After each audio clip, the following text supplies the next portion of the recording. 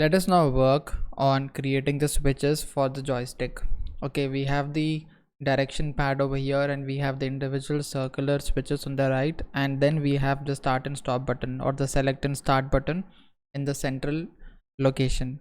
Let us start with the uh, extreme left side, that is the direction part. Okay, now the problem over here is if we are working on other window, we will be having a constraint. I mean, we have to measure the dimension always and go back to that window and try to maintain that dimension, and when we import it in the assembly again, there will definitely be some interferences and again we have to sort it. All right, so what I'm going to plan in this video is to show you directly how we can import it. Now for this reason, in the strain relief for the cable gland what we have worked in the previous video, I have started with the other window and we have measured. So you must have seen that we have done a very repetitive or a kind of back and forth process of checking the interferences and solving them. That enlarged the time for us to work. In this video we will be directly working in the assembly.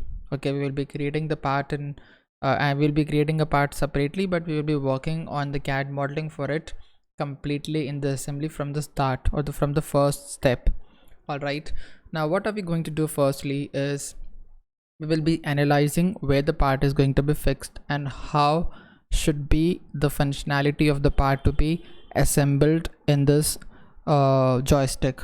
Okay, now technically whenever we have a joystick, if you try to check up some tear down videos of joysticks, what you can see is the switches which we are planning to model right now are actually placed inside this slot what we have. Okay, and exactly below that switch you will be having a kind of a rubber pad, okay, that will be touching the switch, and the rubber pad will be placed on the PCB. So it is a kind of layer. You'll be having the PCB at the base, then you'll be having the rubber part, okay, exactly, which is covering the region of that particular switch, and then you'll be having the switch on the top.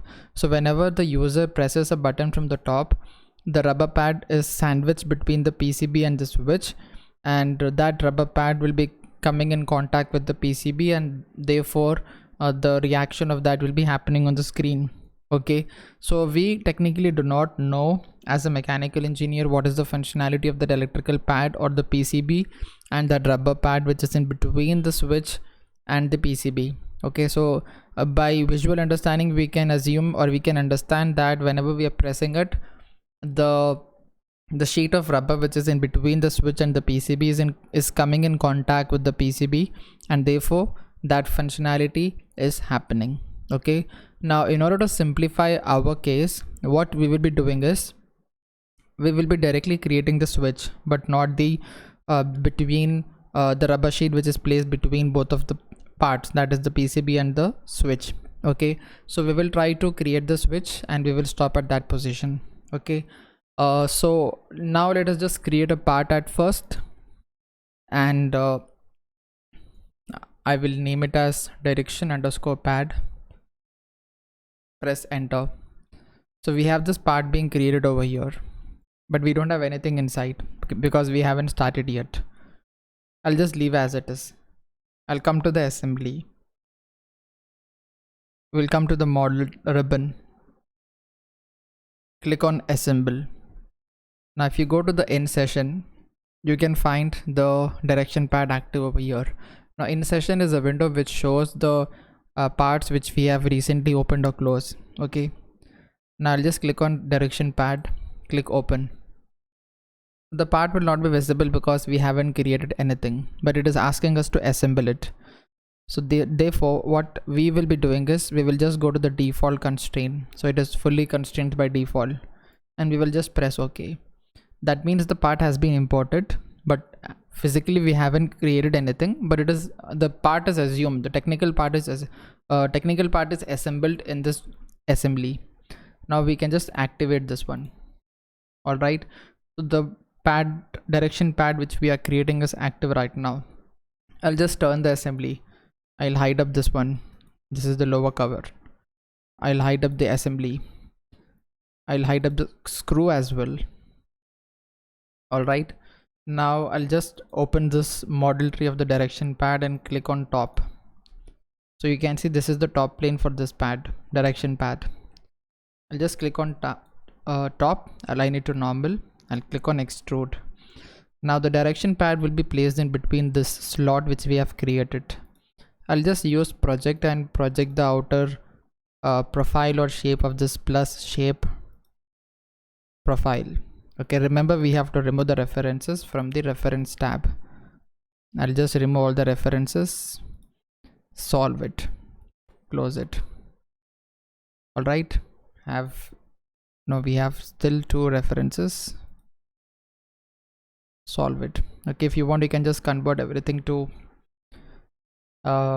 strong dimension. I have done that. Now I'll just press OK, and we have this shape being extruded. Now how much what is the amount of distance you want on the outer side which is visible to the consumer? You can just maintain that one. As of now we will maintain just this distance. Now let us turn on the assembly. So we have created a profile which will help us to easily place the geometry between the slot. Isn't it very simple process? You must have seen in the previous case we have spent almost 30 minutes for understanding what are the dimensions, where are the interferences. Now imagine if you would have followed the same process by measuring the width, the thickness, etc., and we will not remember and we will create something else. When we are importing again we will be having some interferences and we have to work on adjusting them. All right, so this is the way how we can import part from the scratch and create the part in the assembly itself. But remember we have to activate the respected part.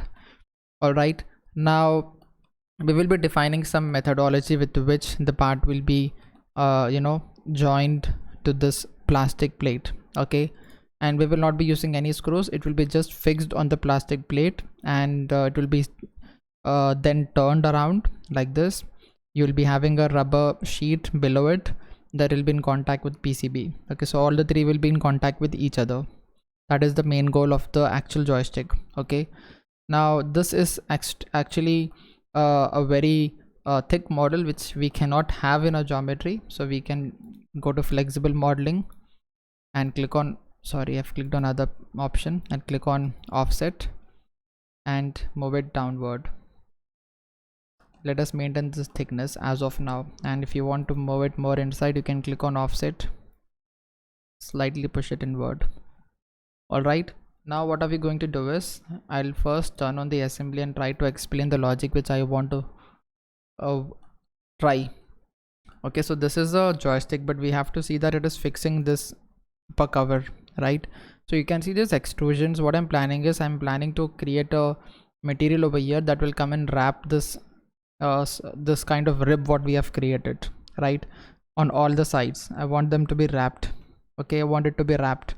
So I'll be creating a material over here, then I'll be seeing that it is moving inside. So you'll be having this rib moving in the slot which we are going to create. So you can see there are some interferences even if we are following this methodology. I think I've adjusted them something different way. I'll just ensure that on this side there are no interferences. So we will just edit this, what has happened in the first step. Go to edit definition. Okay, it has moved inside. So let me just again project it, delete the unwanted line. What's happening? Delete. Now go to references, delete off, close. And if you want you can just press Ctrl Z. Okay, it has shifted on the right. That is the reason you're having some interferences. I'll tell you the reason for this. Okay, I'm understanding right now. So because initially when we have created the slot, the dimensions were something different, and when we have pressed Ctrl T, it has rounded the values. So rounding the values has actually changed the actual values which are desired, and it has pushed the complete sketch to the left side.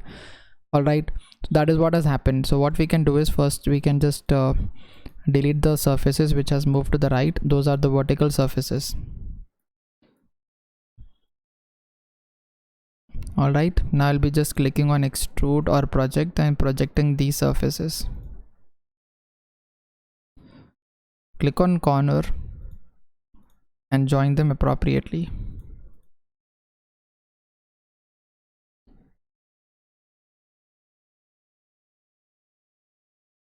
I think I doubled overlap it, so I'm just deleting the unwanted things.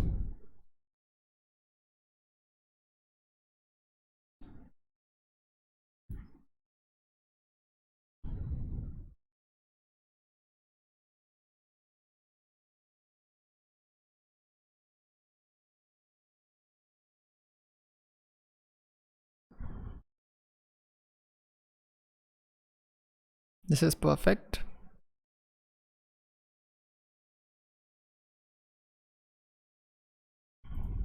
Yeah, this is perfect over here. This is perfect over here.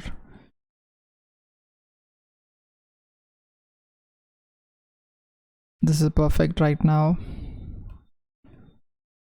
What's happening over here? We have an extra edge.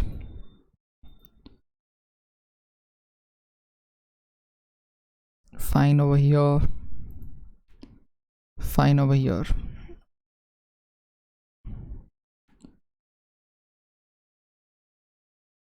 So just ensure that there are no double edges.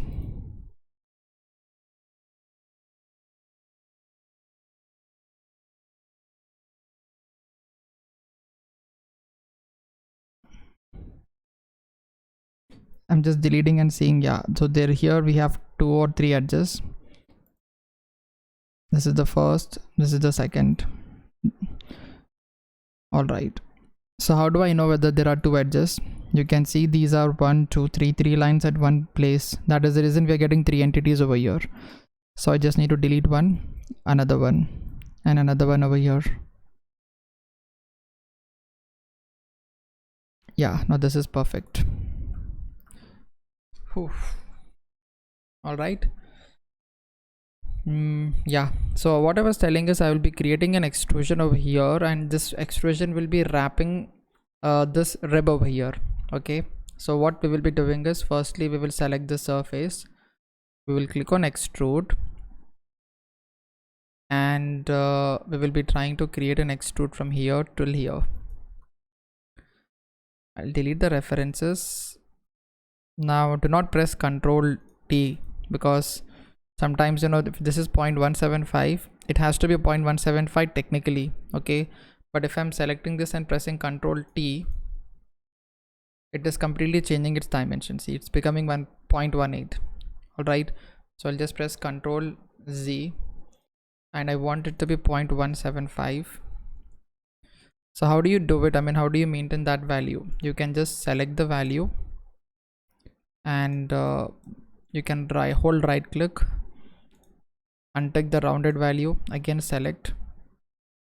Before that, go to dimensions over here, select all the values, right click, lock them, select them, right click, click on rounded value.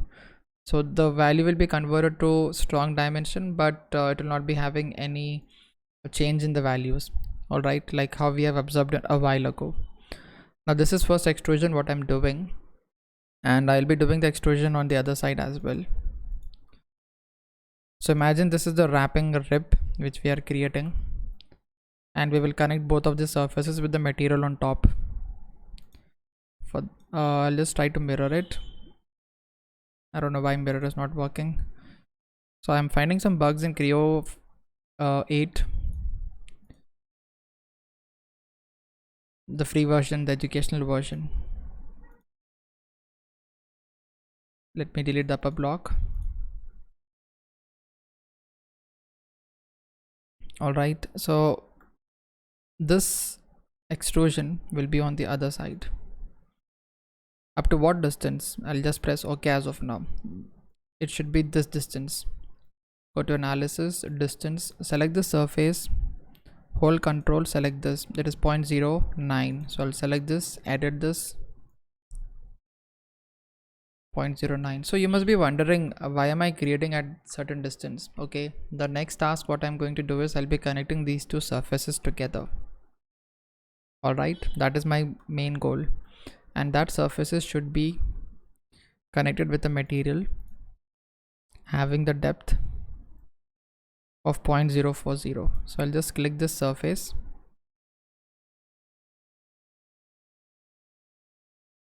extrude it, join them like this. Sorry, from here, 0.040 on the other side. Alright, so this is how I'll be wrapping the direction pad. Alright, now let us just open this in another window. This is how it looks like. So this will go from the top, and this slot will be wrapping the rib, and it will be fixing it tightly over there. Alright, but we have to ensure that there are no references or external references. I'll just click on edit dimension. Now this was recreated, so we will be having all the upper blocks over here. Now when I'm deleting all of these, it is showing as not placed. So in order to place it again, we just have to select the planes or the coordinate system, click on solve. It is fully placed right now, but it has weak dimensions, and do not directly press Ctrl T, because if you double click, you can see that these values might be changed to some other value. Okay, we do not want that to happen. So go to the dimensions, select all of these, right click, untick the rounded value, reselect them, click on lock, again select them, right click, tick off the rounded value, press OK. Right now press OK again. Alright, so in this way we have deleted the external references, and I really hope that there are no external references for this the other two extrudes what we have in the model. All good. Now I want this on all the four sides, so I'll try to group them and see if I can pattern the features. I'll select the group, I'll go to pattern. Alright, now I need an axis pattern for this. So what I'll be doing is I'll be creating a circle over here in the center.